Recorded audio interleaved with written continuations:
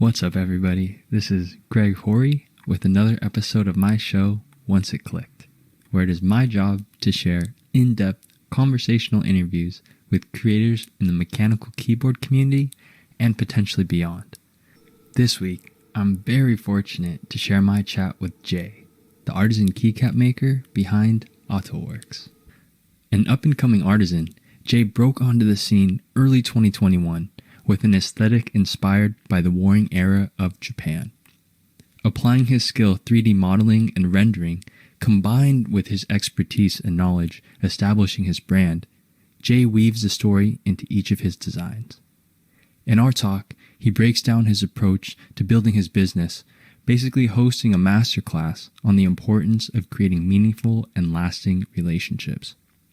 Jay's drive is infectious, and I highly recommend anyone interested in growing themselves or their ventures to take a listen. Without further ado, here's the next episode of Once It Clicked with Jay of ATO Works. Please enjoy.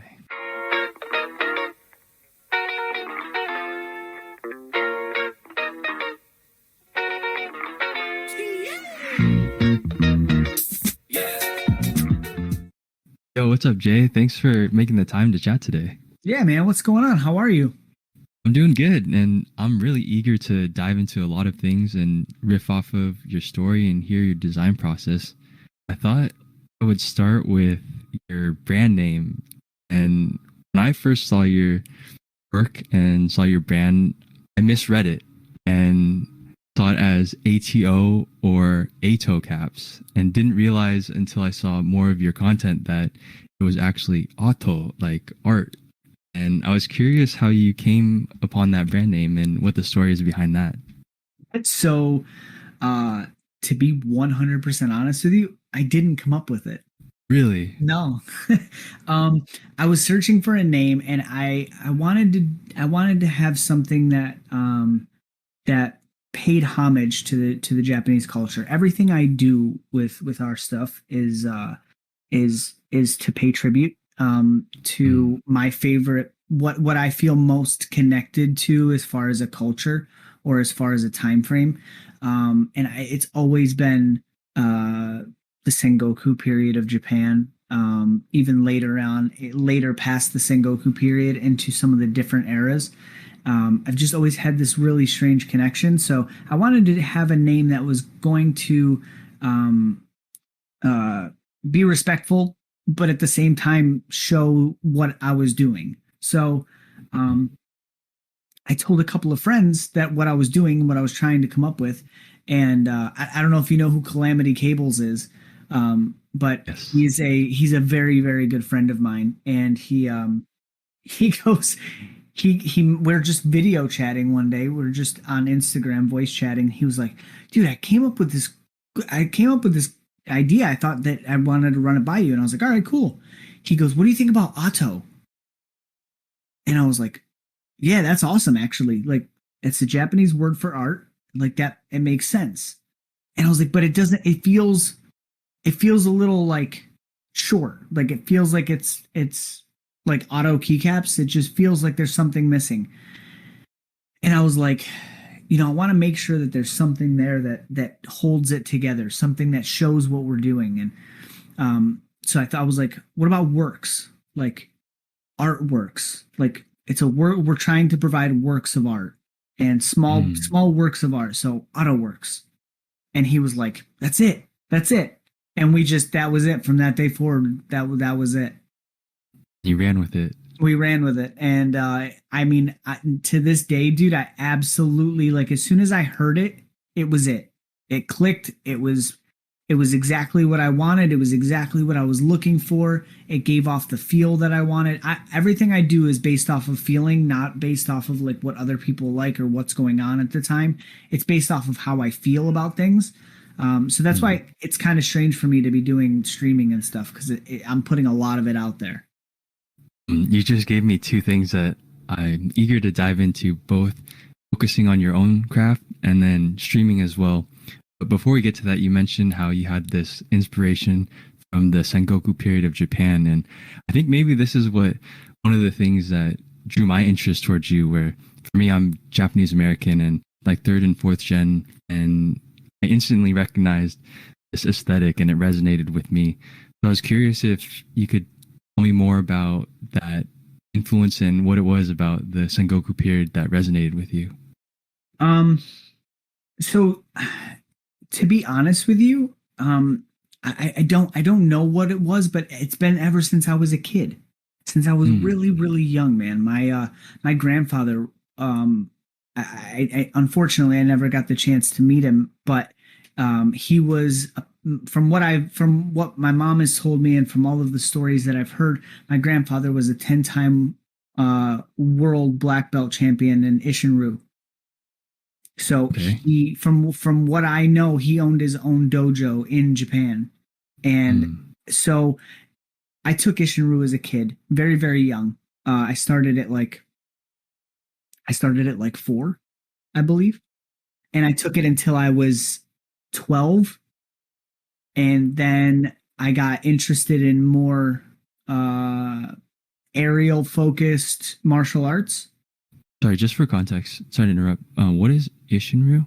So Ishinryu is a Japanese martial arts. It's something that was based off of karate back a long, long time ago. Ishinryu was just very, it was more structure. It was more about respect and defensive fighting.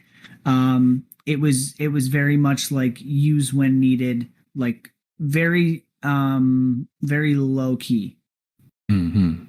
So that's where I feel like that's where it came from. That was my first like pull into any sort of thing like that. So like as I got older, I just always had this pull towards Japanese lifestyle. And I'm saying even when I was a kid, I would find myself gearing more towards Japanese made video games, Japanese made TV shows, Japanese art. Like when I was really young and I was living with my parents, I couldn't afford anything. Like we would go to flea markets and stuff. And I was one of those kids that I had to have like a dragon necklace. Yo, yes. You know what I'm saying? Like, yes. Like all of my friends were wearing these like skull, like crossbow. I'm like, I gotta have a dragon. Like, and I'm this goofy little white kid. Like, you know what I'm saying? So like, it was weird for me because I've always been obsessed with, Japanese creatures, onis, dragons, depending on what belief system you have, the phoenix, cranes. I've always had this weird connection with these types of animals for no reason. So I started doing a bunch of in high school. I was a huge history buff. So while taking American history, I also took world history at the same time. Okay. And I really focused my studies on Japanese history and learning the Sengoku period of Japan and learning how Japan became an empire versus provinces and understanding what happened in the wars and why they took place and why Japanese were killing Japanese just to take over land. And like I dove so deep for 4 years. And then after high school, I never touched it again. It just stayed in my head. As I got out of high school, so my father was a semi-pro drag racer. So I've had my head under the hood of a car since I could remember. So as I got older, I got out of high school. My dad is very based on American muscle. Like if you own anything import, it doesn't even get parked in the driveway. That's how strict it was. So of course, obviously my first car has to be an import. Like just to go against what kind of son would I be, right? So all of a sudden pulls in the JDM market, and dude, I'm telling you, it took off. Like I became a builder. I started building my own cars. I started doing research on old school JDM cars, which I now build. I have one in my garage. So the Japanese lifestyle, the Japanese culture, everything has sort of taken over every aspect of my life in some way. So when it comes to keycaps, I'm not surprised at where I am. I'm not, because now all of a sudden, when this whole thing happened, I sat down with my wife and I was like, listen, I can do this. Like, I know I can do this. This is my storyline. This is what I think I can do. And from everything that I've seen, and this is me talking to her, is that I haven't seen any keycap makers that are using storylines. Everybody's chasing GMK colorways, or they're making up colors from different things that they enjoy. But there's no storylines. There's no structure. There's no like something to chase. There's no lore. And she was like, okay, so then do it. And so I just did it. I just started with it, and I started walking with it, and baby steps, and it sort of just grew into what it is. I mean, the boxes, the scrolls, the storylines, everything just kind of stacked one on top of the other and fell into what it is now. Yo, I heard you say when you started that you pursue these feelings, and it's almost like indescribable how they manifest in your different pursuits, be it JDM cars, early art exposure, and then now with keycaps. And one thing that really struck me, as you said, was this focus on story.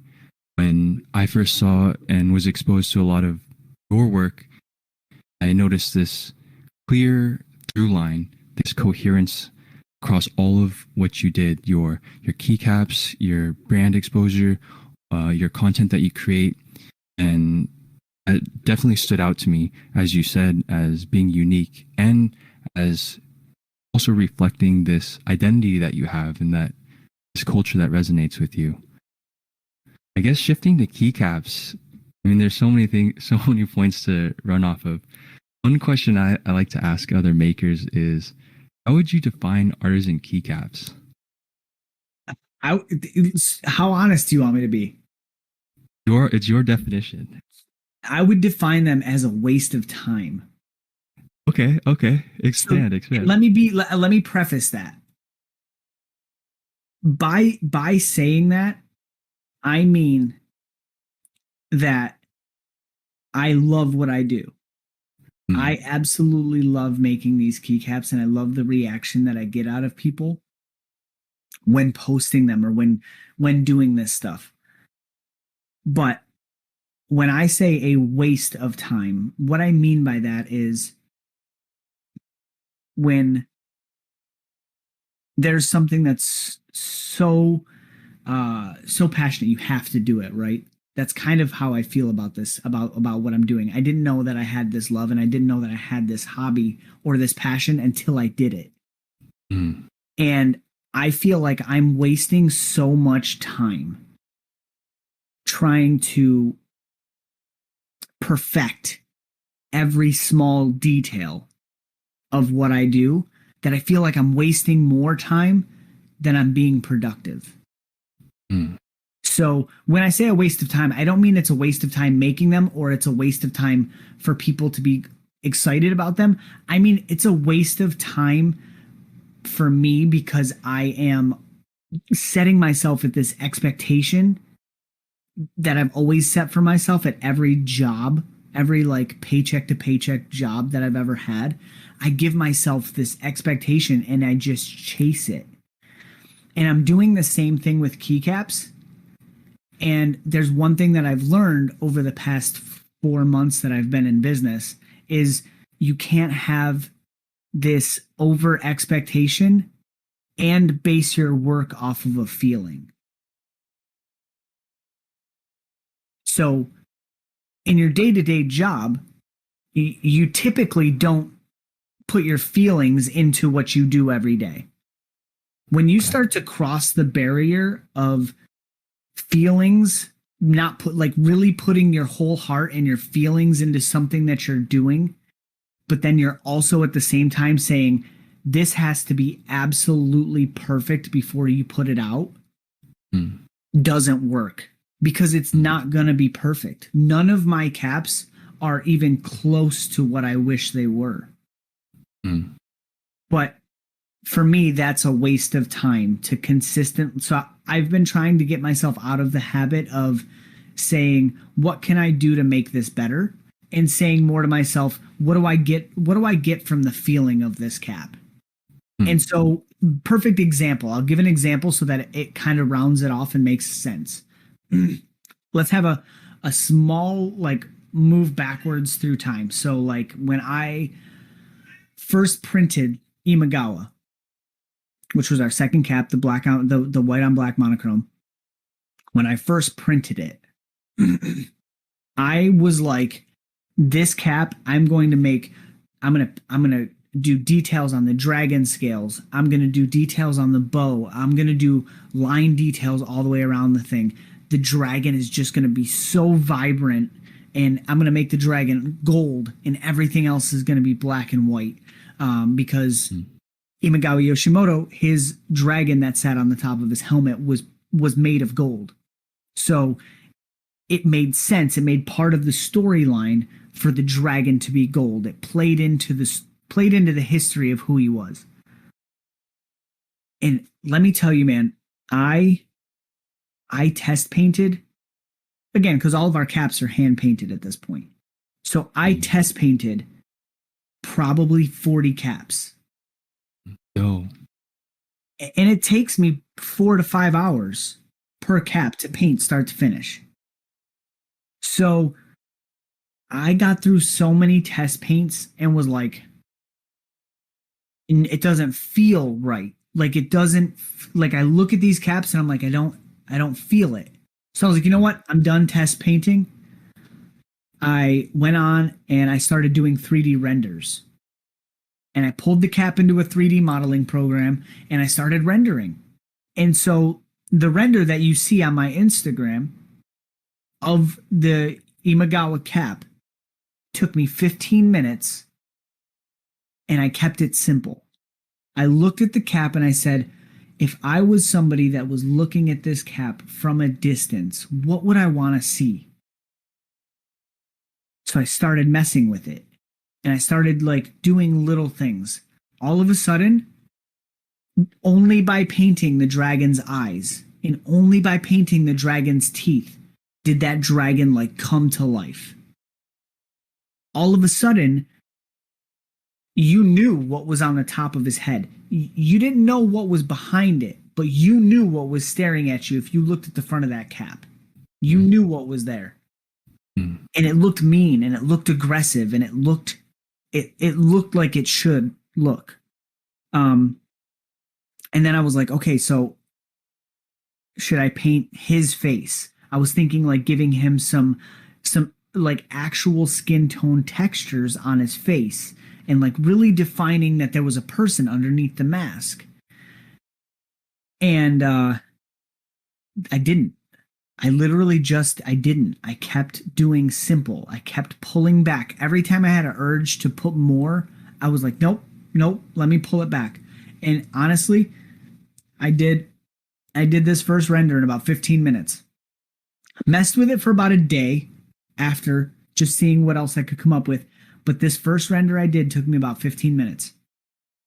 I sent it to the one and only guy in the whole community that I know that has more in tune with monochrome than anyone else. And that is Jeff Battle Stations. Yes. This man, if you have questions about monochrome, that's who you take it to, as far as I know.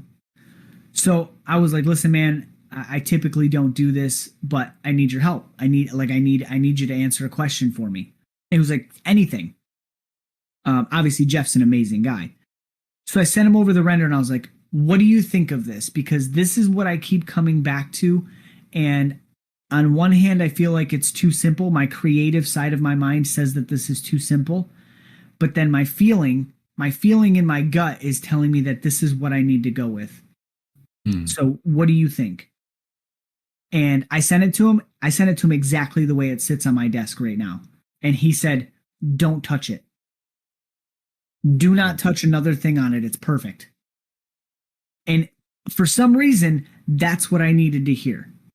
And in that moment, that's when I started saying to myself, okay, I need to stop overthinking it and wasting time. So when I give you the definition of what does keycaps mean, like what does it mean to me? Like what is it? When I say it's a waste of time, that for me is what it is. It is a time that I have focused on perfecting something that is based off of feeling. And it's I know that's like a whole world roundabout like waterboarding definition, but like to me that's what it is. When people say, you know, what do you do, like what do you think about keycaps, I'm like, I think that, and I'm not the only one. There's no possible way with the amount of art and skill and statistics that is in this hobby as far as keycaps go. There's no way that I'm the only one that is overthinking every single cap that comes out. Hence why I've been in the game 4 months and only had 2 sales. I'm my own worst enemy. I'm literally wasting time. Excuse the background siren. Oh, you're good. My cat's been meowing, so I wouldn't be surprised if you hear that. It's been clean. That resonates with me. I hear you say that throughout the process where you're going from idea and development, you really see it as this waste of time where it's hard to realize what you envision this finished product to be. And when I hear you give this example of the development for your Imagawa sculpt, matching your expectation to this feeling you have seems like a great example. That was honestly the only way that I could put it into words without sounding like doing what I'm doing is a waste of time, because I don't ever what I do is not a waste of time. I absolutely love what I do, and I do it every day, all day long. So when I am not chasing children, I'm doing this all the time. I'm always at this desk. I'm always practicing. And now jumping into, you know, other things that I'm sure we'll talk about coming up pretty, you know, at some point today. It like now I'm adding more onto my schedule. So like, but it's, you know, it's all a part of the game. Definitely.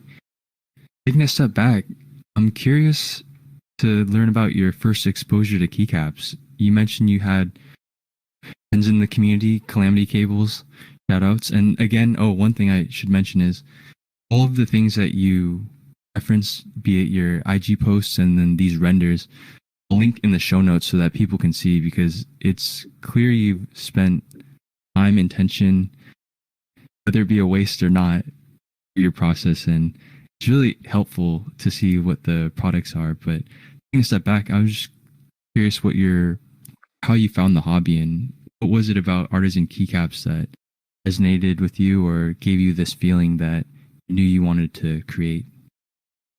So the reason I found the hobby is because I have a local IRL friend. He's been my best friend for years, and we've always been into video games. We've always played together. So he was like, guys, I got this new keyboard. It cost me $160. And I was like, yo, you're out of your mind. You can go buy any keyboard at Best Buy for like $50. What are you doing? And he was like, no, this is different. It's called the Ducky 1-2 Mini. And it's small. And he didn't even know the layout. He was just like, it's small. And I'm like, yes. I'm like, all right, cool. He's like, you got to come over and check this thing out. He's like, it's fully customizable. You can take the keycaps off. You can take the switches out. And I'm like, why would you want to do that? Like we're just playing video games on this. And he's like, no, you can do so. I was like, all right, dude, I'll come over and check out your new keyboard. Tell me more. Yeah. Dude, I went over to this guy's house and he goes, I'm so addicted. It's not even funny. He's like, I've bought 4 keyboards and now he's buying them, right? He's buying these like, he bought the GMK, like the original, the steel or whatever it was.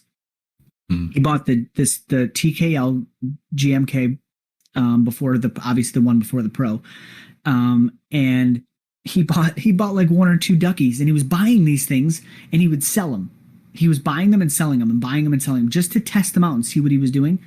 Yes. And I was like, yo, you're wild. Like this is nuts. You're insane for this. And then all of a sudden I was like, you know what?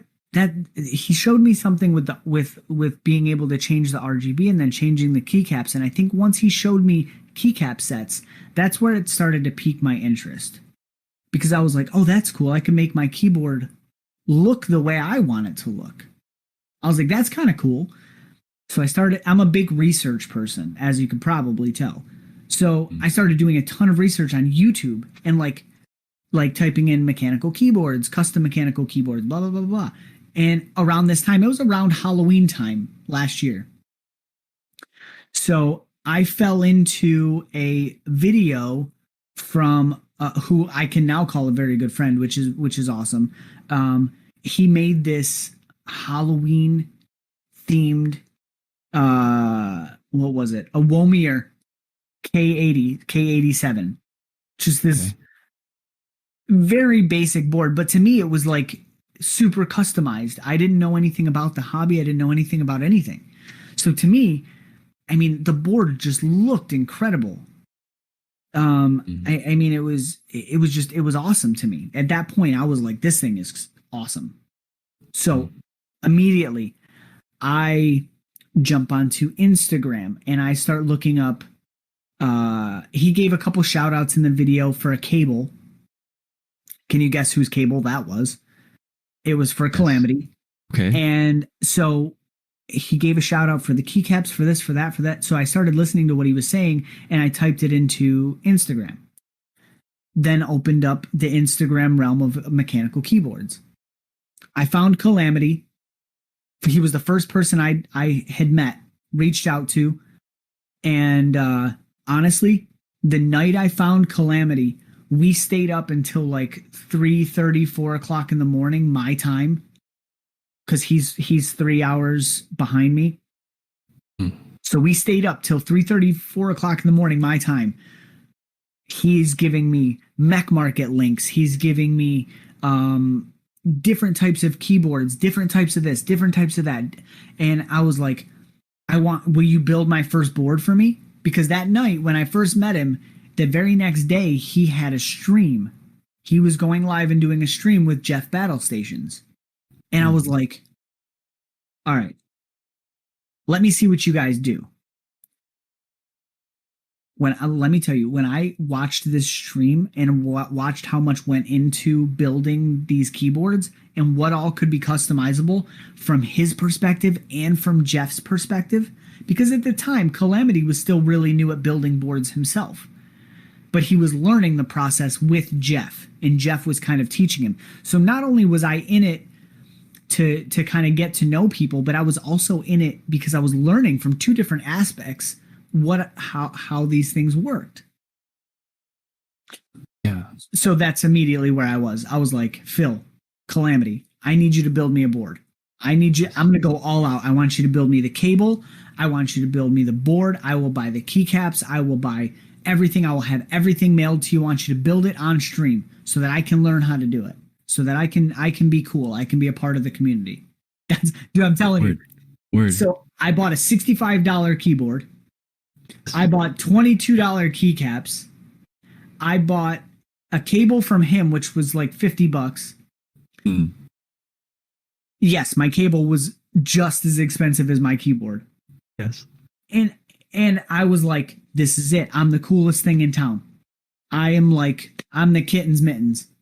So like I'm doing all this stuff, right? And then I was like, oh, one of my other IRL friends who's also into gaming was like, one day he goes, hey, do you know anything about custom wrist rests? And I was like, no, nothing at all. And he was like, you got to follow this guy. He makes one-offs.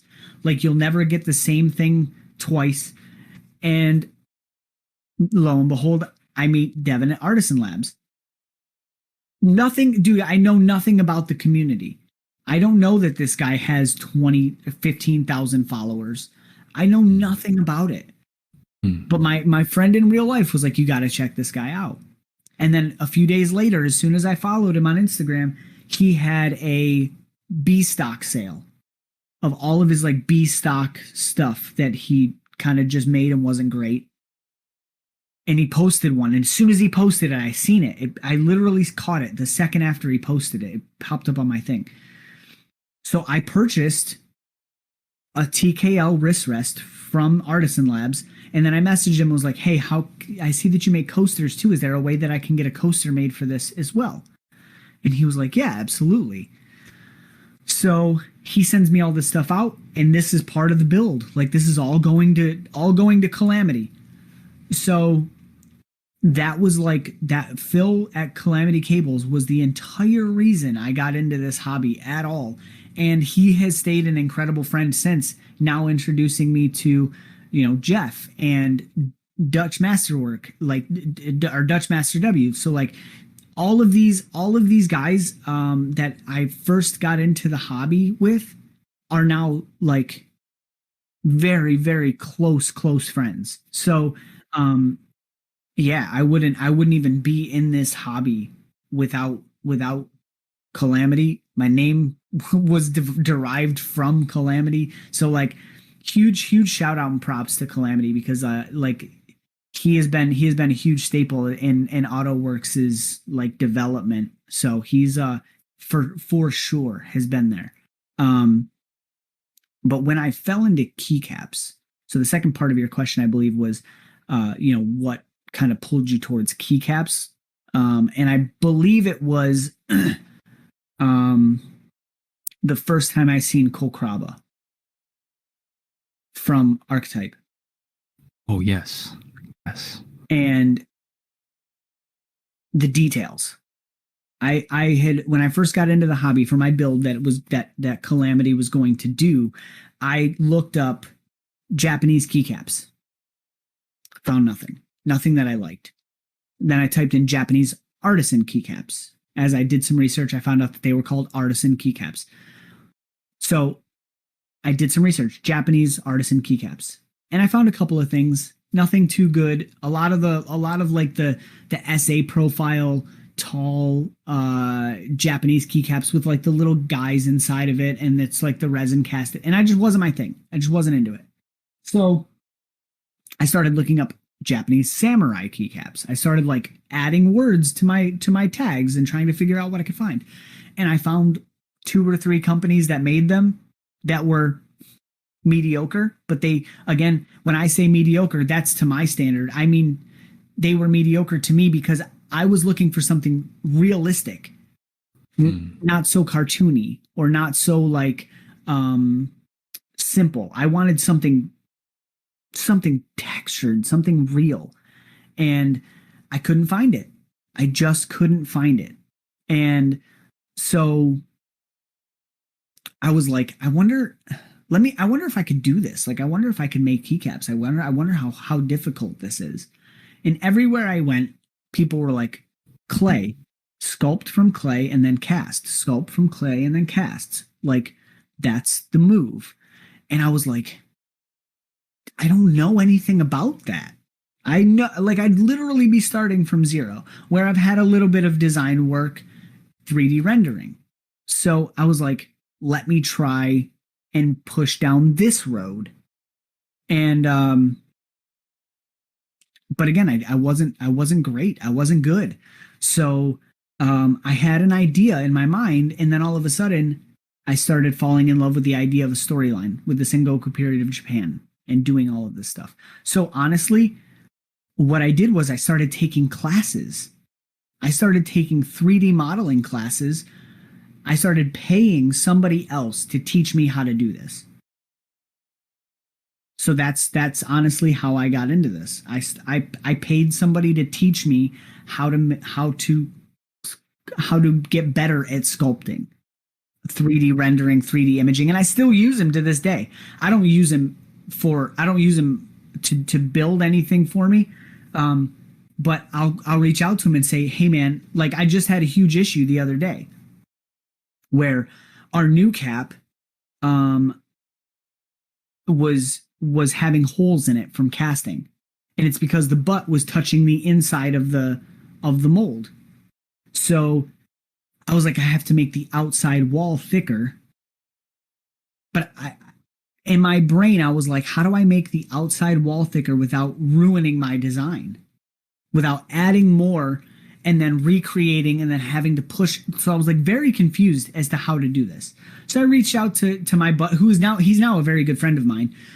So I just reached out to him and was like, hey man, do you have any ideas on how I could do this and not mess up my design? And he was like, yeah, this is what you want to do. He literally wrote me like a step-by-step process in how to do it without messing it up. And I was like, all right, cool. So I did it and I sent him like a file image and he was like, yeah, that's perfect. That looks great. You shouldn't have any issues. And I did it and I printed it out the other day. No holes. So it has been, it's been a long road as far as like what it's taken to get me here. But so far it's been awesome. So I hear you speak about your first introductions to mechanical keyboards as a hobby and having Calamity Cables, your friend, as this cornerstone person who's helped you connect with so many other people, helped you learn about the depth of this hobby. And that really resonates with me, where when I first began, I actually was approaching it from a complete opposite perspective and really focused on my own work and my own development throughout the process. And I was really trying to make my own keycaps. And as I've progressed throughout this hobby and I've had the fortune to connect with so many other makers and many of the fans, I've realized how meaningful it is to these individuals, these people, these relationships to connect with and grow and learn from. And I hear that in your story. So, I've had a couple of makers reach out to me and ask me why I've blown up and why they've been in the hobby for over a year and I've doubled their following. And the biggest advice, and I've told other makers this, it's not a secret to me. Like if anybody wants help with this type of stuff, I'm always here. So the biggest thing that you can do for your business is market yourself. It's relationship building. Everything you do is relationship building. If you are not building and maintaining meaningful relationships, no matter what you're doing, you're going to fail or you're going to not be known. Because it doesn't matter. I can sit here and talk to you on Instagram all day, right? And if somebody comes to you as a keycap maker and says, who would you suggest that not only makes good keycaps, but is also seems to be a good person? And you just happen to think of me, right? And you say, ATO Works, I've been connecting with him lately. Seems like a really great guy. Now, let's just say that we flip that, right? I've been talking to you. Somebody comes to me and goes, who would you say that are some of your favorite sculpts and who is just a down-to-earth keycap maker that you could suggest to somebody else that has really good stuff? And I would be like, yep, Bad Habits. Like, right? Like, why? If I can say that to about you because of the connections that we've made, imagine how many other people could say that about you with the connections that you could make with every single person that comes across your Instagram, every single person that comes across your Facebook, your TikTok, your anybody. And to this day, anybody who messages me on any platform, I reply within minutes. And if I don't, for some reason, it's because I missed it and I apologize for it when I do message, but I always message. Like, relationship building and customer service are the key points of building a business. So going in with that structure, I didn't tell anybody I was a keycap maker in the beginning. I just was in people's streams. I was on people's comments sections. I was liking every single photo that I could come across. I was following every account that I could follow. I was trying to learn and trying to respect the community and respect the hobby. So when I did that, my way of doing that was to pay homage, was to go to other people's pages who I truly loved their sculpts and their work. And every time they posted something, be like, man, I love the colorway on this. I love what you did with the eyes on this. And everything I said was genuine. And I feel like that resonated with people. They could feel that. So then all of a sudden, and honestly, it's still a shock to me, because all of a sudden I started to blow up. Because again, before, I remember when I was saying that I had a bunch of keyboards and stuff on my page before I deleted everything. So when I did that, I had like 125 followers for like almost a month. It was nothing. As soon as I deleted everything and I started focusing on the brand and started focusing on relationship management and marketing myself, that's when everything blew up. I hear you say your advice to market yourself by building these relationships, focusing on your brand and what you're creating. And it all makes sense. Being able to have these personal interactions that reflect your approach and also help share your work. And I'm curious, where did you learn that? That makes sense when I hear it, but that doesn't seem like the most common approach. So it's not. That's the thing, is a lot of people,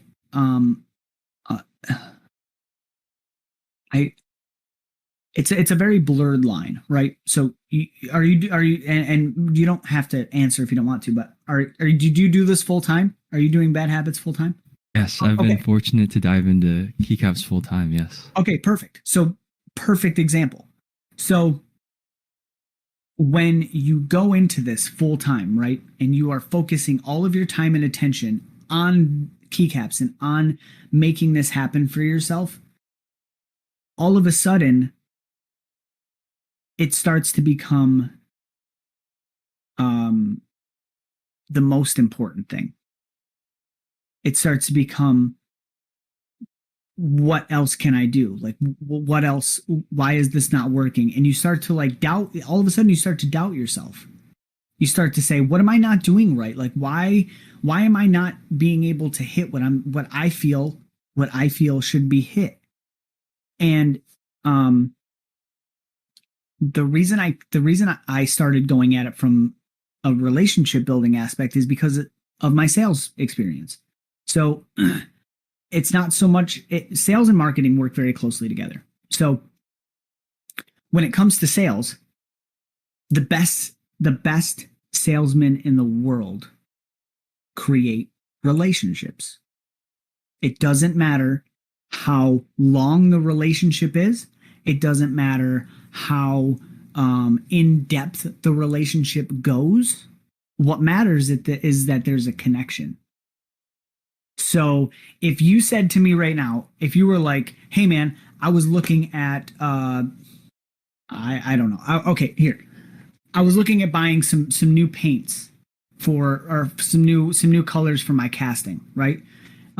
What colors would you recommend?" And so I have Ovu Blue.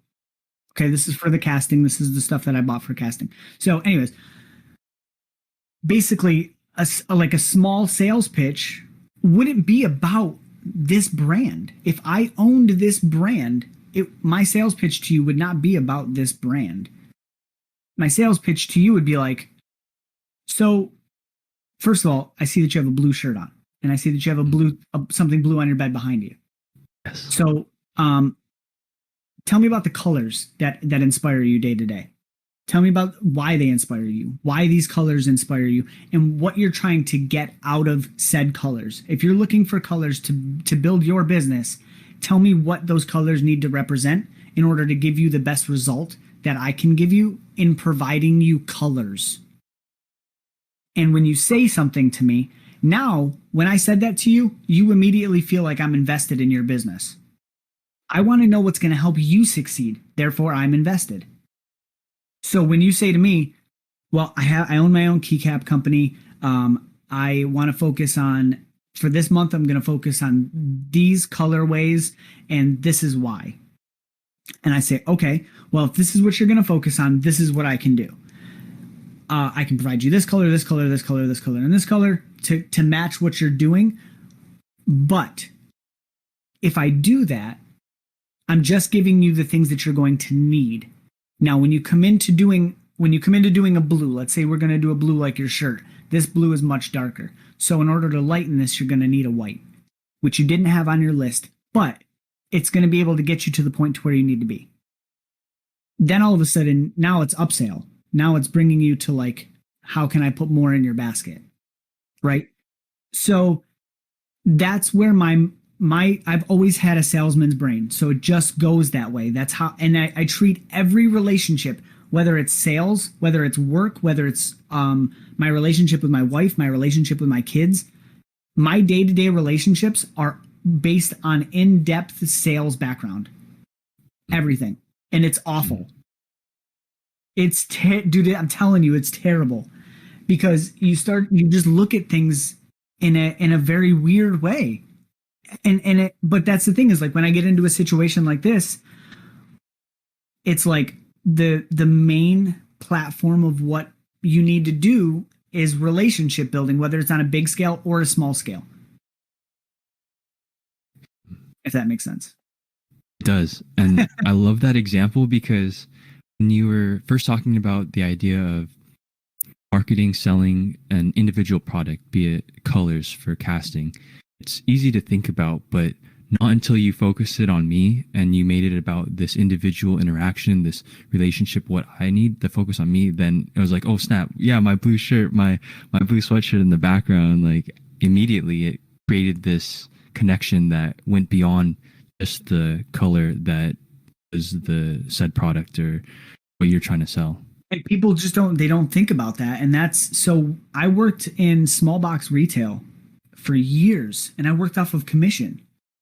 And I mean, I got my first retail job in sales as a manager at 16 years old, the day after I turned 16. So like, I've literally been doing this for it's almost 18 years now.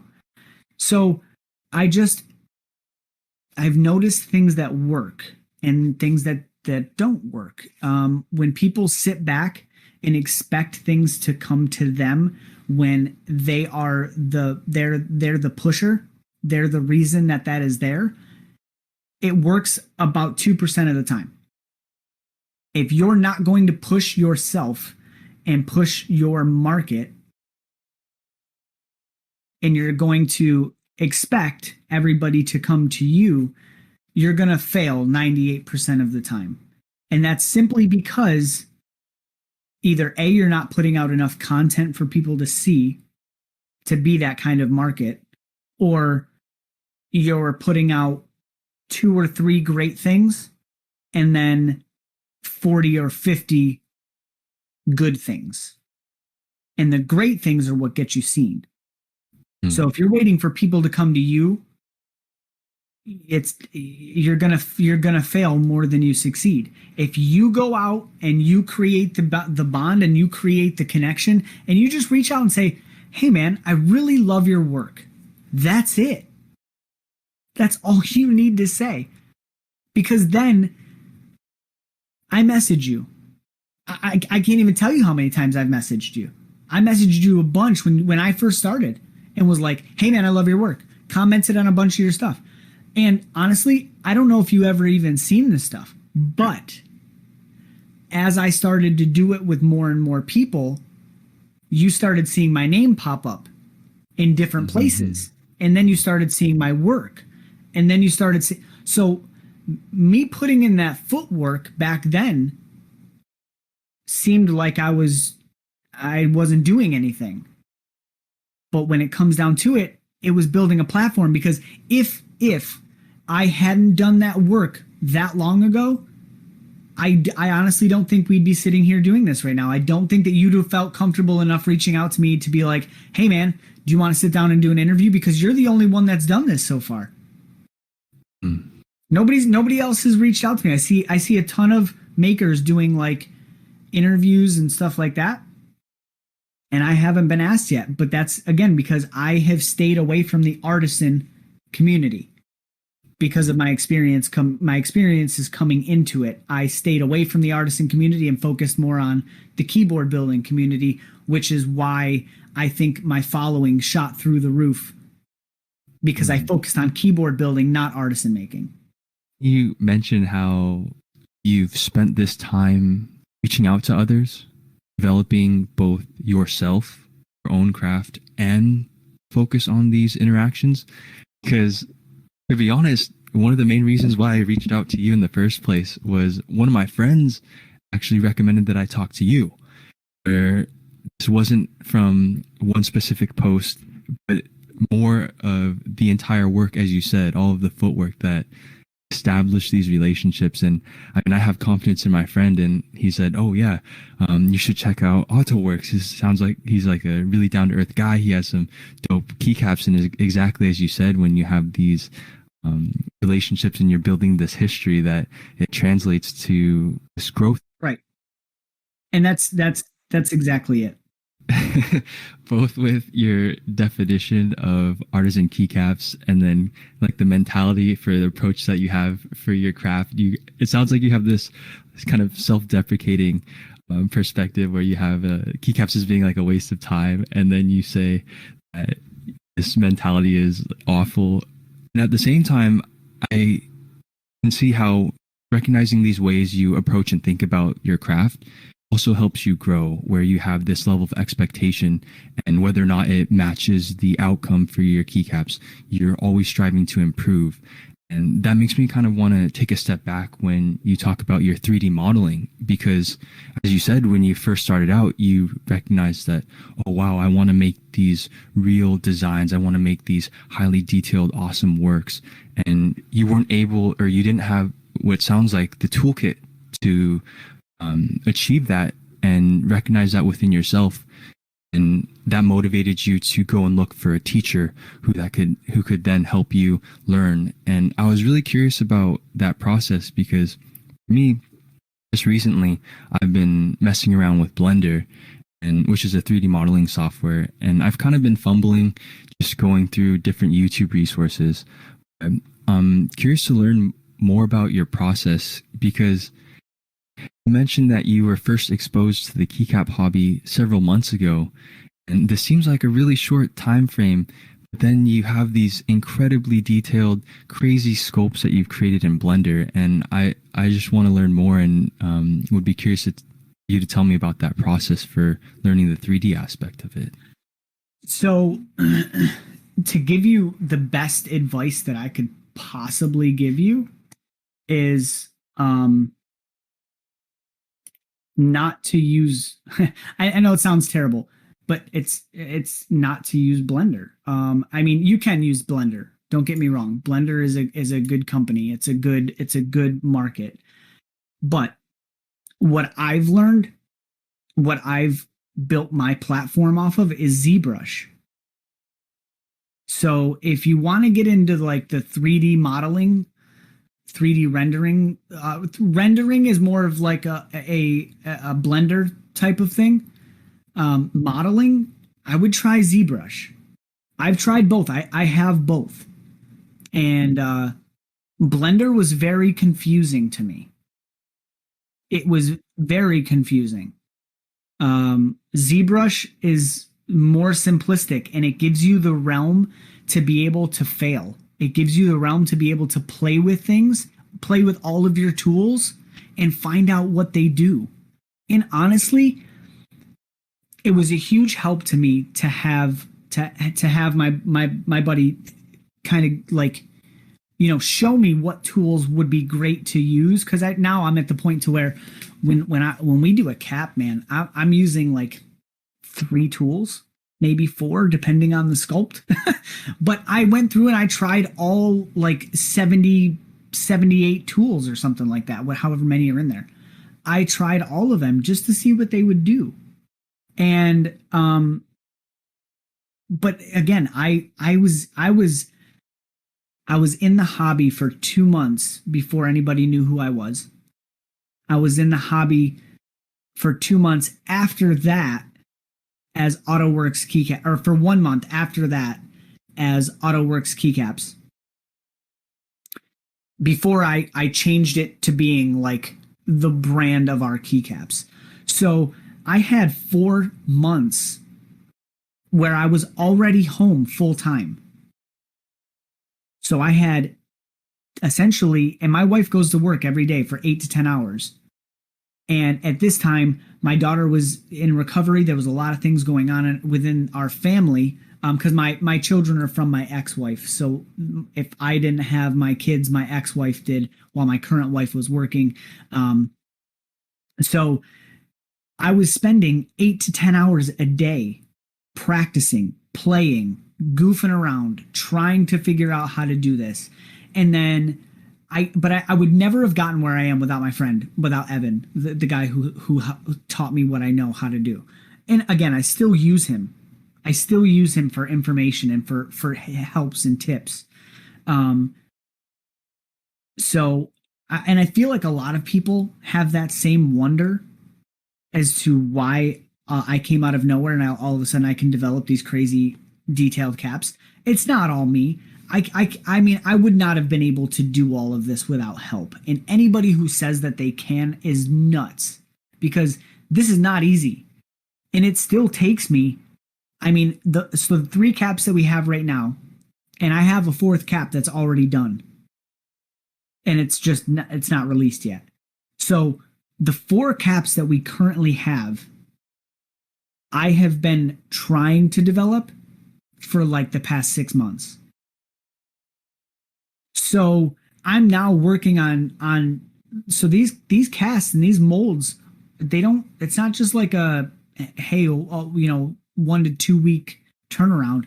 I'm working on these things for months with advice and with help and with opinion. And I take everything that my friend Evan says very seriously. So it's a lot. It's just different.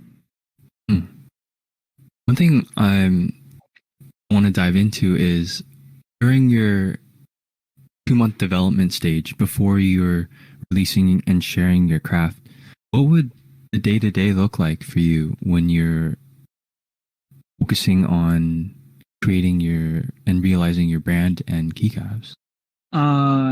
Relationship building. So what I would do is I would take inspiration from other people. I would look at, I've always set myself on a schedule, no matter what. I'm big on schedules. So say I take an hour and a half of my day, and I spend that only focusing on keyboards, learning about keyboards, learning about soldering, learning about like watching people do stuff that were only particular to keyboards. And then when I was done with that, I would take a break and I would spend 4 hours doing research on the ZBUT community on Discord. And then just doing research, just finding what people were doing, finding what was working for others. Because at this point, I had just bought my 3D printer, so I was messing with my 3D printer as well. Which, the 3D printer thing was relatively easy for me to set up settings, all of that stuff, get everything honed in, dialed in. It was just some practice, didn't really take too much work. So that wasn't too bad at all. So that gave me time to start practicing and printing things out and trying my different molds. Dude, I don't know where it is. It might be out there. I can grab one if you'd like, but I can show you where my first cap was versus where we ended up. Like worlds of difference. So I get a lot of people that say, how did you do this fast? How were you this good this quick? And it's like, I didn't do it on my own. I had help and I had guidance, but it's not like I started from nothing. I had some experience prior to this. I mean, more than your prior experience, you also, it sounds like, had both clear intention and this feeling, this passion to motivate you that pulled you towards this craft. Riffing off of that idea, one thing I noticed was you have one collaboration that you've been working on, and I'd love to hear more about the story behind that. So it was kind of amazing because, again, this whole collaboration kind of took place right when I started to find our brand, and right when I started to bring up ATO Works as a business, as a brand. I was about a month into it, and I just had started posting pictures. And so when I say, and I'll finish your question, then I'll get back to that. But so when Fatboy Carney reached out to me, and at this point I had no idea who he was, like none whatsoever. And at this point I didn't even know that GMK sets were developed by makers in the community. I thought that GMK was this company that developed all of these keycaps, that they created them, they're making all this profit, their overhead is through the roof because of all this price, marketing price that they're doing. I thought that this was this major corporation, and come to find out that these are small makers that are designing these things, and GMK is just the company that's providing the plastic.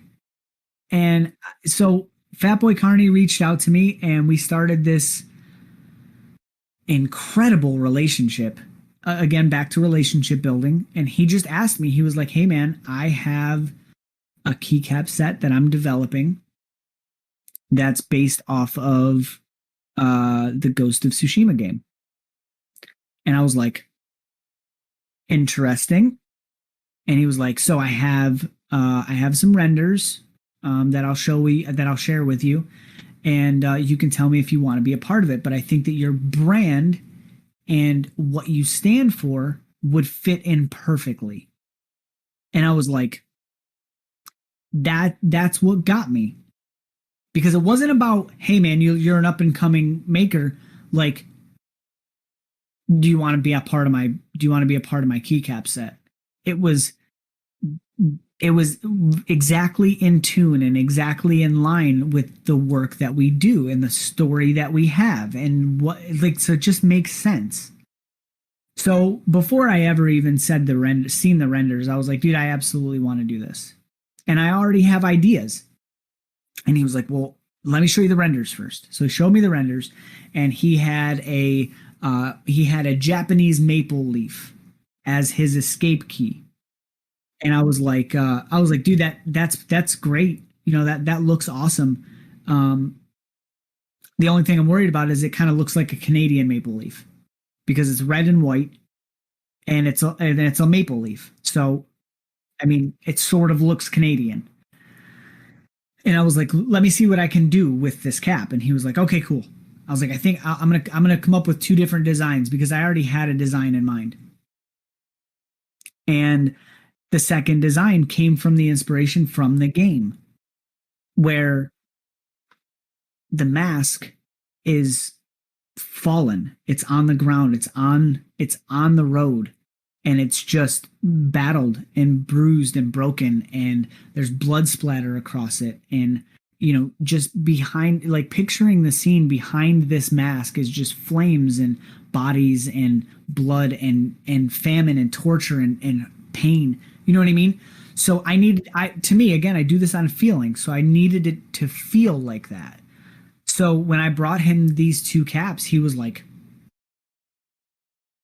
"Dude, that's insane." And so he absolutely loved it. We created this whole relationship, and he was like, "What do you think of the desk mat? I want your honest opinion." And I was like, "It's not good." Because I'm not a big sugarcoater for people. I tend to not sugarcoat things. And he was like, "I want your honest opinion." And I was like, it's not, I don't like it. It's not good." I was like, "I think I might be able to do better for you. I think I might be able to help you out." And so then came the desk mat. And he was like, dude, this is exactly what I pictured when I thought of a desk mat. Like, this is exactly what I wanted from the beginning.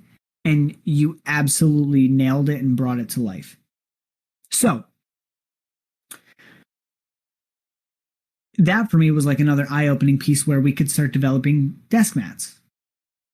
So that obviously that hasn't run yet. It hasn't been a group buy set up for it yet. So the reason I gave the renders to Fatboy that I gave him was because I don't want people to know the story yet. I don't want people to know that feeling until they see that mask cap.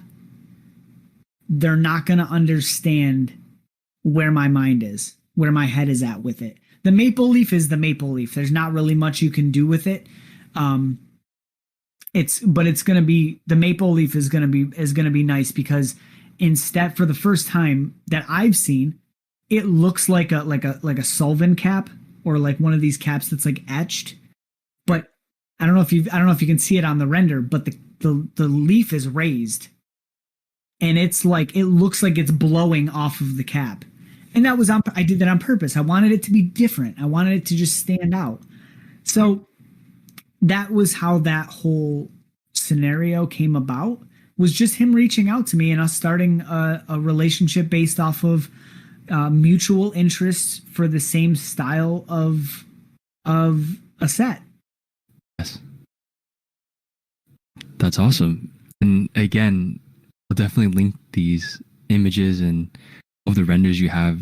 I saw them the other day, and when you described to me the warring, famine, blood, all of the conflict aesthetic, and I see your Oni mask cap with atypical. It's not a smooth, blank keycap profile. It has the hard edges, and then the tension that you have from having that raised maple leaf definitely builds to that story. So I'm eager to see what you make with that, man.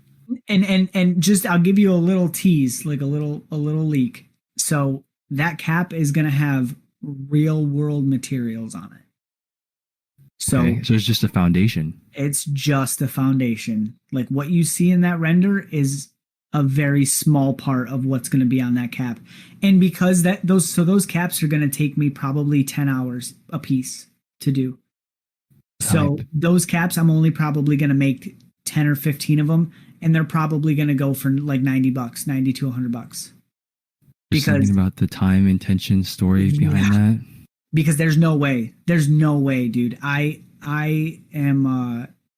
It's good. There's a lot. That cap is going to be a lot of work, but it's going to be so beautiful on that set when it's done. Yeah. You mentioned one thing I'm curious to dive into is this relationship between time, energy that you invest in your craft, and then the value that you place on your caps, be it dollar amount, the way other people perceive it. And I was curious how you think about that, because that's one thing that I still struggle with, where artisan keycaps as a market has definitely been growing, especially in the past year. There's more interest, there's more makers, and there seems to be an increasing level of both quality and price point for these keycaps. And I was just curious how you approached that and what your thoughts were for your time and the value for your craft. So again, I feel like this interview, and I want to be very clear. I feel like this interview is going to make a lot of people dislike me because of my honesty. because I'm being really, really real with you here. I don't think that I charge enough for my caps because of the amount of work that I put into them. I understand. I now understand how hard the process for casting is, and how hard the process is for clay molding, and I get it, because I feel like on one side, the casting process and the 3D printing process are a lot alike. And no matter what anybody says, they're both art. Like, they both take time. They both have their meanings behind them. So for price point, when I chased down my price point, a lot of smaller startup makers like myself were charging between 45 and 55 per cap. And a lot of the big time makers were charging 75 to 95. Some of like the really high guys were like 100, 110. So, and I was like, I don't think that I could be doing what I'm doing and charging $45 to $55 per cap. I don't think that I could do that because of the time that I'm putting into these things. Here you say 4 hours just for the painting process for an individual cap. So cap one, our Yuki cap was like 7.5 hours per cap. It was, and again, it brings me back to the whole like perfectionist waste of time scenario, because I'm telling you, I painted texture onto these caps. I painted like battleware. Like when you look at the Yuki cap, it doesn't look like a brand new. It doesn't look like one of like a casted cap. It's not supposed to. It looks like it's been through battle. It looks like it's dirty and damaged, and that's how it's supposed to look. But it took so much time to takes more time to make it look like trash than it does to make it like to paint it pretty. So I took more time to do that because I wanted it to tell the story. So when all of this kind of took place, right, I had one main thing that I was trying to focus on when I was thinking about price point, and that was I need to show that I value my work, but I also need to show that that I don't feel like I'm above anybody else. So trying to balance those two things out with staying humble and staying fair to people that earn and want to spend their money with me, to stay humble to that, but at the same time to show value within my caps and know that I need to put a monetary value on it as to what it takes for me to make these things. I landed at $65, and it's dead center for where some of the newer makers were and some of the like pro makers are. And I thought that $65 is it's a very good price point for what I'm doing. And it wasn't until I started developing more and learning more about the hobby and getting more behind kind of what goes into it day to day. And then I started to feel like I wasn't charging enough for my caps. But then I had a conversation with a friend, a keyboard friend, that was like, you can take your prices up. The more you develop and the bigger you get, take your prices up $5, take your prices up $10. And as soon as he said that to me, I was like, no. My prices will always stay $65 unless it's a specialty cap, like for the GMK set, where I'm only doing a limited run because of the time frame it's going to take me, or unless it's a commission. That's it. It's the only way that I'm going to change it, because at the end of the day, what's going to speak to people is consistency. If I keep developing my craft and getting better at it and my prices don't change, my following is going to grow. It's going to only get bigger. So if I start charging people more for what I do, it just, to me, that shows greed. And that shows like, that shows that the monetary is there more than the respect for the people purchasing it. And that's just, again, personal preference. Any makers out there who are listening to this, do what you want to do with your business. Like, you charge what you want to charge, but anybody who asks me how I got to my pricing, this is the story that I tell them. And do I think a lot of makers overcharge? Yeah. Do I think a lot of makers undercharge? Yeah. But that's my opinion. So if I don't see the work that goes on behind the scenes at Bad Habit. So for me to judge your pricing is based off of a final product, which is not enough information to judge what you do and what you base your prices on. That's your business. So you charge what you want to charge and what you feel your value is worth. But the best thing I can tell you is do not undervalue yourself. Because once you start to undervalue yourself, everybody around you undervalues you. If you're charging $50 for your caps because you think they're only worth $50 for your caps, then your caps are worth $50.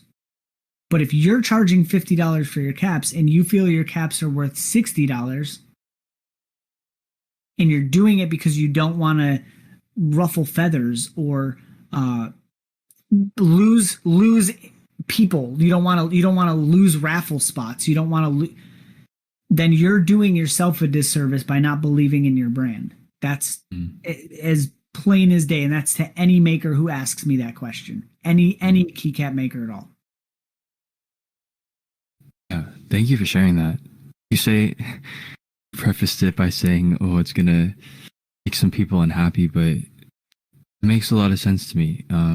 Idea of reflecting the way as an individual one values themselves and what they create, and how people see that when you share your craft, be it in the final product, price point, brand, creativity, anything. Mention another thing, the idea of visibility among makers and artisans especially, and often it's hard for people to see what goes on behind the scenes, the mold making, the creation for being sculpting in clay or designing in ZBrush or Blender. And recently I've noticed that you've been making this effort to share a lot of your process, especially through your streaming. And I was curious what your motivations were for that, and what your motivations were for that and how it's been so far. My motivation is that nobody's doing it. And it's like this, I'm going to be really honest with you, dude, it pisses me off that there's this hidden aura around artisan keycaps that I feel like people try to keep it so quiet. Like, the people that keep this stuff quiet and that don't show their craft are literally doing nothing for the community. Yes, maybe 50 new people are going to come in and be artisan makers. But I'm a firm believer, dude, that if I got to where I am right now, which still, I'm a very, very firm believer that I am nowhere right now. I still feel like I am very much a nobody within this community. But I promise you this, anybody who reaches out to me and says, hey, would you be willing to help me? No matter where I look at everything I do as a ladder, right? No matter where I am in my ladder, I will turn around, stop what I'm doing. I will turn around and grab the hand of the person behind me and pull them up to me. Because if I don't do that, I'm not bettering myself. I'm not bettering the community. I'm not adding any value to the community. Because I'm charging for a service, right? So when you buy my caps or I buy your caps, you're providing me or I'm providing you with a service. But if I don't help those who are less understanding or who are trying to get to where we are, I'm not giving this community any value, any true value to the community. So by holding all of this information in and keeping it some sort of like secret, none of it's coming back to the community. And the reason for that is because rarity.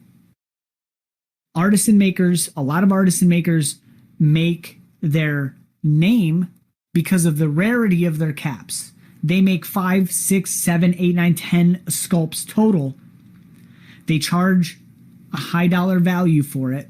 And then they disperse them into a community of, 15, 16, 20,000 people.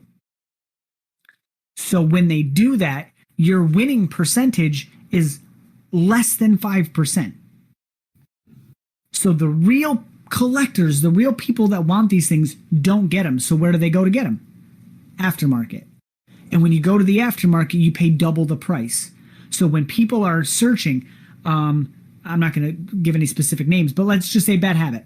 Okay, let's say searching bad habit keycaps, bad habit keycaps, bad habit keycaps. All of a sudden, in your brain, as a consumer, in your brain, you're saying, I'm invested. I've invested so much time in searching for this keycap that now I have to find it.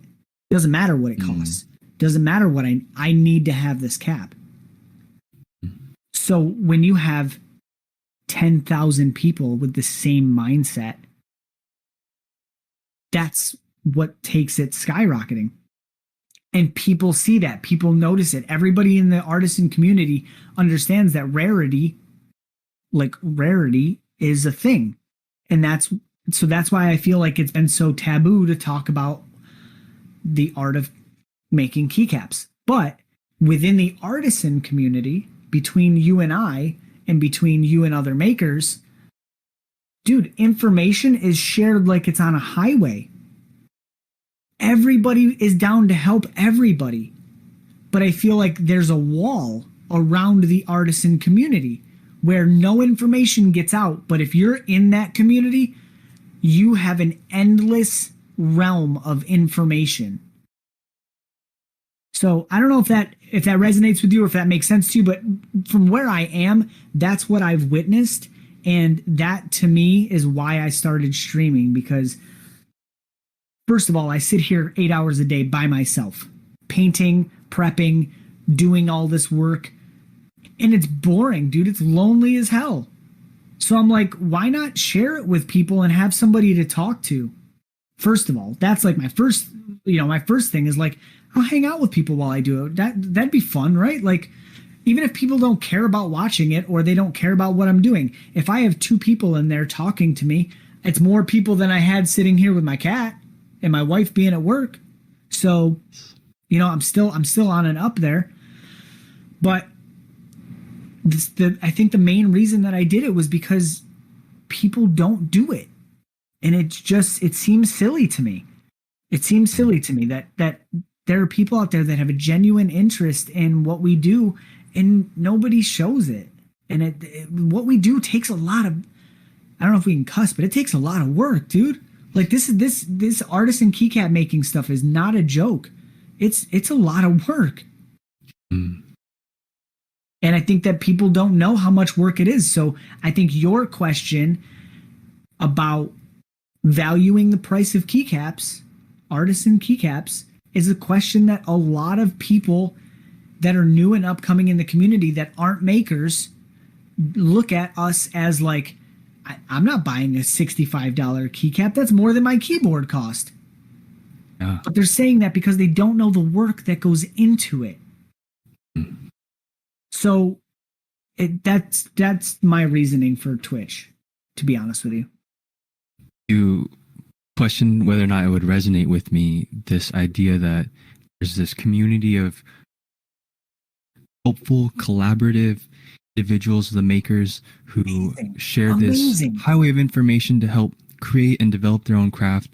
And it seems like there's this mystique that separates these individuals from the larger community who love to support the artwork, the intention, the energy that all of these individuals are placing in their art. And that 100% resonates, where that's a huge motivation for reaching out to you in the first place, for creating this space, this podcast, to be able to have these conversations and share your story and your perspective, because it's not something people see when they maybe just open up Instagram or even are fortunate enough to get a keycap where that's the end product. That's just a service that these people are benefiting from, and not understanding the entire story, the entire process behind that.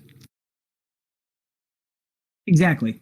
And I think that, again, with in depth as we go with the scrolls and with the boxes and with everything else that we do, I truly feel that that's why that's the only reason why I stand out right now, is because I don't want to. I don't. When I send you a keycap, I don't want you to open this keycap and go, "Oh, cool, another keycap." I don't want you to do that. Like, I don't want you to do that. Like, I want you to open it and be like, wait, whoa. Like, this is a whole, like, I want it to be a whole thing, like an experience, not just a keycap that may or may not work with the keyboard that you have right now. And so when I went into the development of the boxes, I used the boxes as a way to display too. So that if you're not using the cap, it doesn't go in a plastic box. Like, you can keep it in the real 100% real bamboo box. And you can display it, and you can display it with the scroll. Like, that was the whole point of it, was that this box, it's not a Ziploc bag.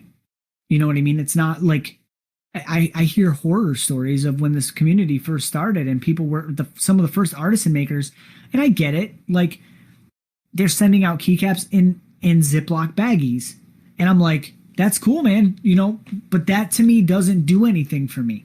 That means I spent $65, $55, however much of my money on a cap in a Ziploc bag. Like, that to me, just, that's not value. That you're not adding more value. I feel like I'm giving more value than just a cap. And I honestly, I feel like sometimes the value other than the cap is better than the cap. Like, but that's just, again, that's my personal opinion. So I hear that, and I see that, which I kind of mentioned before. What stood out very clearly about you and your approach to building your ATO Works brand and developing your individual craft, where you have this overarching story and clear through line between your intention, your motivations, and how you're sharing this. And like you said, the value is even beyond the product itself. It's started with the relationships you've built. It's like this network of people that you can collaborate with and also build and grow with. But I 100% hear where you're coming from, and that makes sense. it's just all research and regular marketing, man. It's just, but that's the thing, is like, when it all of a sudden the lines become blurred between marketing, sales, and friendship. Because now I have some amazing friendships and bonds that I've created that wouldn't change. Yes. It's something that's, I've talked to a few of my now friends, that's so hard to describe. It's crazy and beautiful how these relationships that started out from the marketing business perspective have developed into these real friendships. And yeah, that's something I'm definitely grateful for. Yeah, same. Just kind of riffing off of that, since you mentioned it earlier, and feel free to answer any of these questions if it's too personal. But you mentioned family, and I was on your stream. I noticed that Lady Yato was in the stream chat, and I saw one when you were sharing some photos, and I was just curious how you balance. I mean, it sounds like you have a huge time commitment with your keycaps, taking care of your girls or your children, and then also having this relationship with your wife. And I mean, here I am. I'm 28. I'm single, and I have no perspective of this. And I was just curious how that's influenced your craft and your approach towards, I guess, just influence to you in general. So, I guess first and foremost, I don't care what anybody has to say about it, or the situation at hand, but Lady Otto is the only reason that I'm doing this. She is the complete backbone of what we are here. She goes to work every day, 40 to 50 hours a week, and she's amazing at what she does. Her profession is absolutely incredible, and she's the best at what she does within her craft where we live. So her demand is very high. And when she comes home from work, she jumps into my streams and she's participating in streams, and she comes home and she helps me cook dinner with the kids, and she comes home and does baths, and she comes home and cleans the house and does laundry, and she comes home and she has given me full reins of taking care of this business full time. And it doesn't come off enough how much she is a part of this. And so the balance isn't really a balance. It's more of just a support system. It's more of her supporting me when I need her to support me, and me supporting her when she needs me to support her, and open and clear and concise lines of communication. If I'm struggling with the business because I can't get something that I truly need to get, like the other night, I was struggling with this resin casting thing and trying to understand it and why I couldn't get it to work. And I was so frustrated. And she was like, you know what? We need a date night. So we went and played miniature golf and had dinner. But you know what? Like, I didn't think about it at the time. But then you go back and you think about it and you're like, she saved my whole thought process. Like, she saved my whole frustration of that night. She saved it all because of one phrase, You need a date night. I'm in this house 8 hours a day, however many days a week I'm here, depending on picking up kids from school, yada, yada, yada, doing all this stuff. But I don't look at it as a balance. I look at it as a very structured support system, because that's the thing is, if I have a time crunch, which a lot of people don't know this, but if I have a time crunch and I'm supposed to have my kids, my ex-wife and I are best friends. I can call my ex-wife and say, listen, I really need to get this sale out. I need to get things moving. Is there any way that you can keep the kids today? And I'll take them tomorrow after everything is wrapped up. And my support system that's surrounding me in this business is absolutely incredible, my man. Like, absolutely incredible. I would not even be able to do this if it wasn't for the people that are surrounding me, including my kids. Because when my kids are here, it's all about my kids. My girls are everything to me, and they always have been, and they always will be. They will never come second place to this business, to anything else. My girls are absolutely everything. But the fact that they love what I do, and they love that when I'm not on camera, I'm not streaming, I'm not doing all of this stuff, they can come in here. They have their own little seats right here at my desk. And they come in here and they sit with me and they practice with me, and I give them practice caps to paint, and I give them, all this cool stuff to do to participate with me and to be a part of it with me. So I don't look at it as a balance. I just look at it as an incredible support system. Oh, thanks for sharing, man. Support, not balance. That's significant. To be able to share your craft with daughters too, it's like an incredible experience. Yeah, because, well, that's the thing is, not only am I able to share the craft with them and kind of, my oldest daughter, she's 10. She's like, I want you to teach me how to build a keyboard. And I was like, I don't know how to build a keyboard. I want to learn myself. And so she didn't understand exactly what we did until I like broke it down and showed it to her. And she was like, wow, that's a lot. And I was like, yeah, but it's fun. It's cool. It's different. And it gives me the time to spend with you guys. So, not only does it provide me a support system to be able to do what I love to do with these keycaps, but it's also giving me so much more time with my kids, which is the most important part of it for me. Yes, and I completely disregarded. I mean, shout outs to your wife, Lady ATO, man. It sounds like she's incredibly supportive with your transition to working on keycaps full time too. Yeah. Yep. Well, and that's the thing is, we don't really. So I don't know how many of the VODs you watched on our Twitch, but my reasoning for coming to the community is on one of our last videos. I don't know how often I'll be talking about it, just because it's not easy to talk about and it's not easy to hear.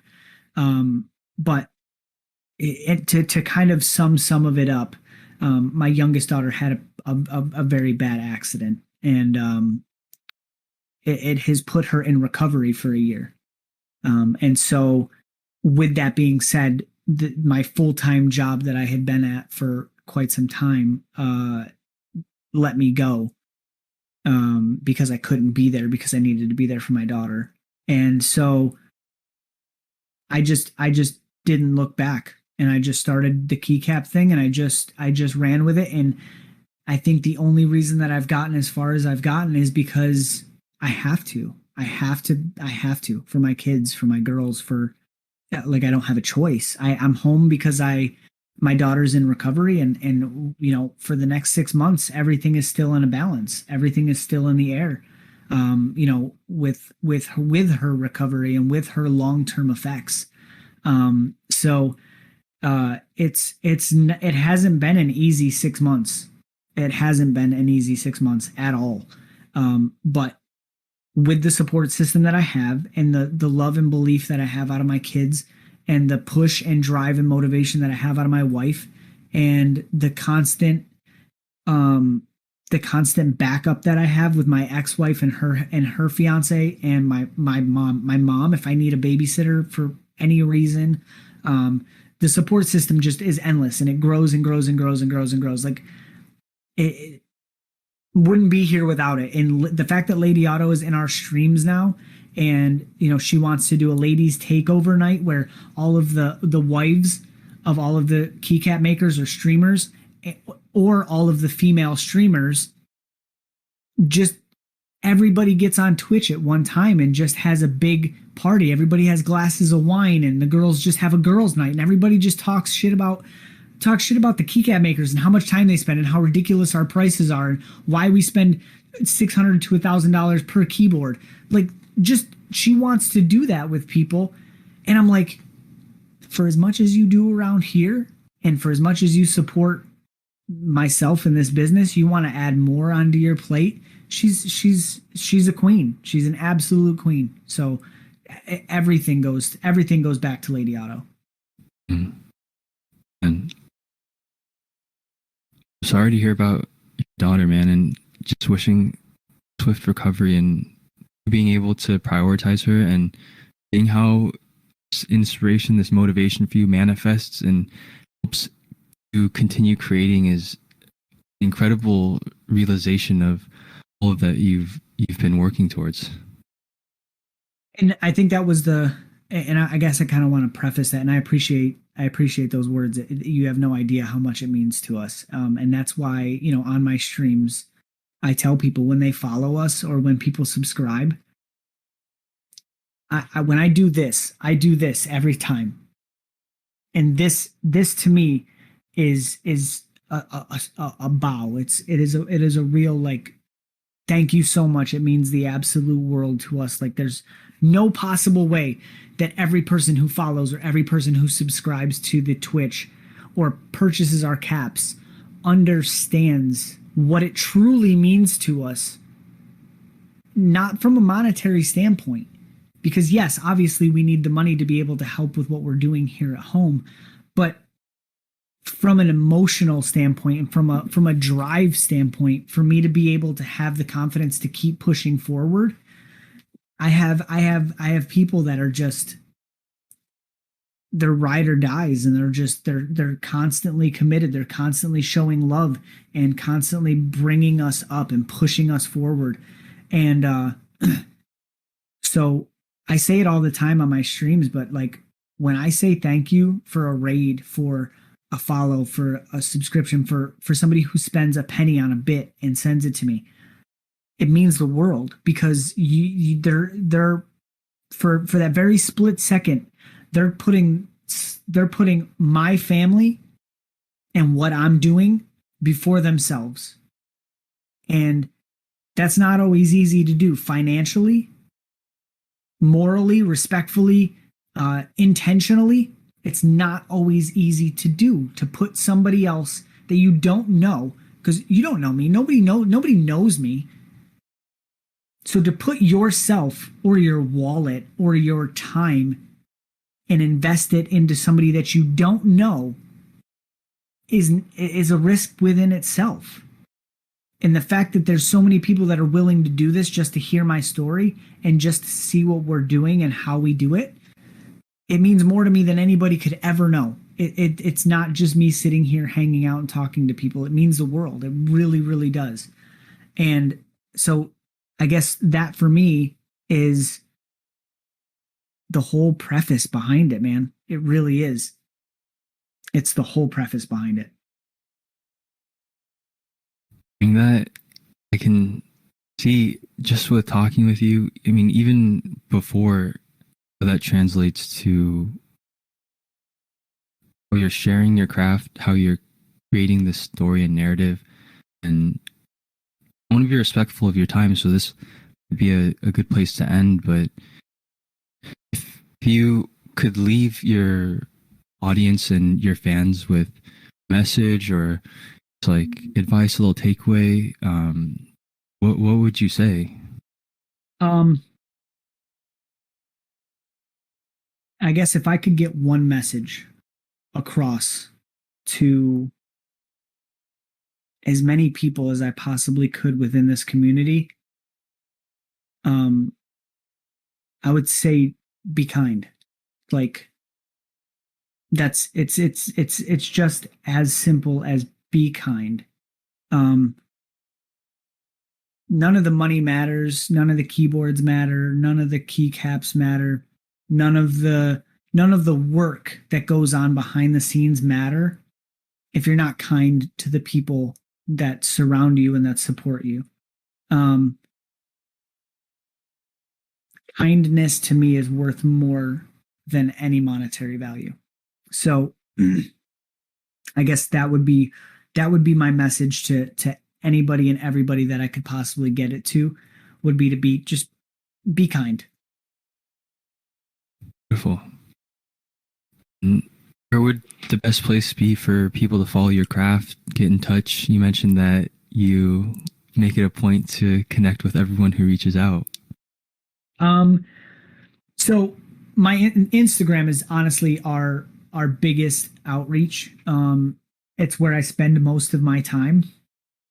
But I have been finding myself really loving the Twitch community. So if you want to ask me questions or you have interests in what we do, I think you can go to both because they're different platforms. So because of the branding, my Instagram shows a very storyline, a very like structured setup. And then on my streams, I'm goofy and I'm silly and I want to play around and I want people to know the real me and see my personality. I'm not just like this kid that sits at home and doom and gloom and just stays inside of these history books. I got a huge life going on, and I want to be able to show some of that and show some of my personality to people. And so I guess it depends on what the listeners are looking for.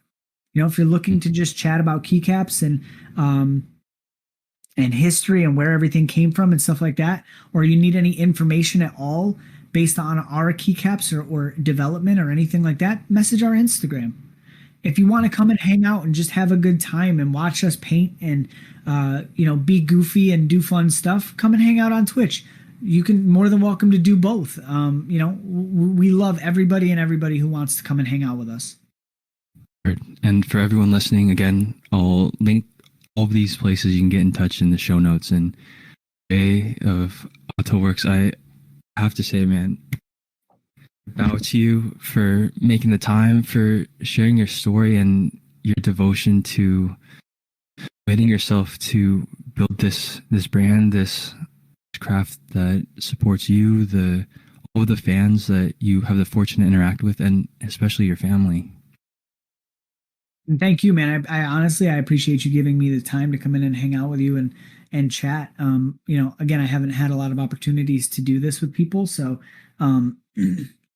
I bring a different perspective than a lot of people to this hobby. And I think it's cool that, whoever recommended you to kind of reach out to me, thank you to them. Cause that to me, again, speaks volumes. That means that I've made some right moves, and I've talked to some right people, and I've made some good connections. And, being able to keep that in the forefront of my mind, that's perfect. Like, that's exactly what my intentions were to create strong relationships and let them grow. So, well, thanks again for your time, and for everyone in the audience for listening. Thanks for tuning in.